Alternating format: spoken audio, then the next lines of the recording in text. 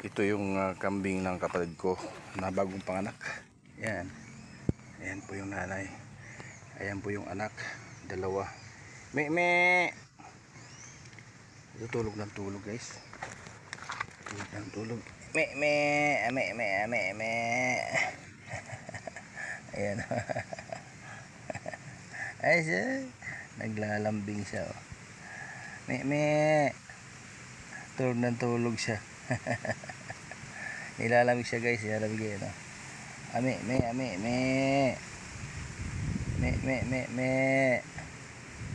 Ayan, oh. Ito naman yung isa. Me.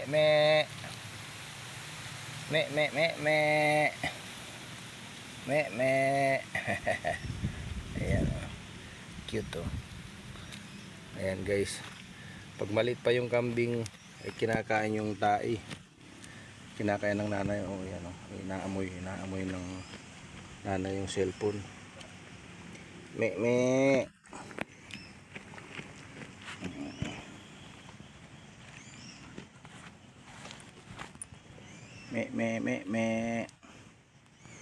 Yan, baka nagagayat yung nanay. Oh. Ayan, oh. Ayan. Yan ang buhay ng kambing, guys. Bagong panganak yan.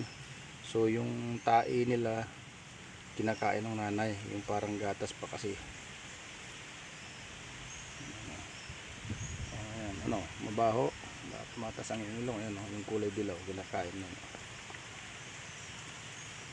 Ayan, guys, thank you for watching, guys. At yan po yung ating buhay dito sa bukid, sa probinsya, magkukuparas at mag-aalaga ng kambing at the same time.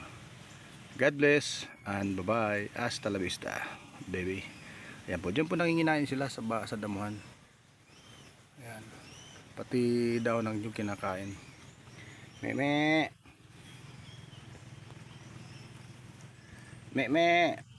Ayan, ugod-ugod pa kasi bagong panganak.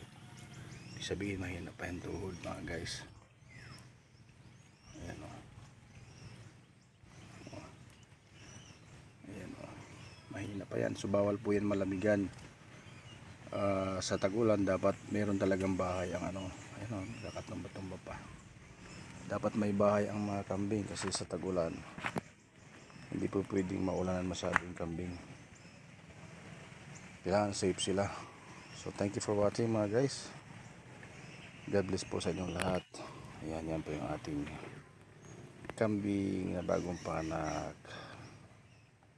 Ayan, oh. God bless po. Bye-bye.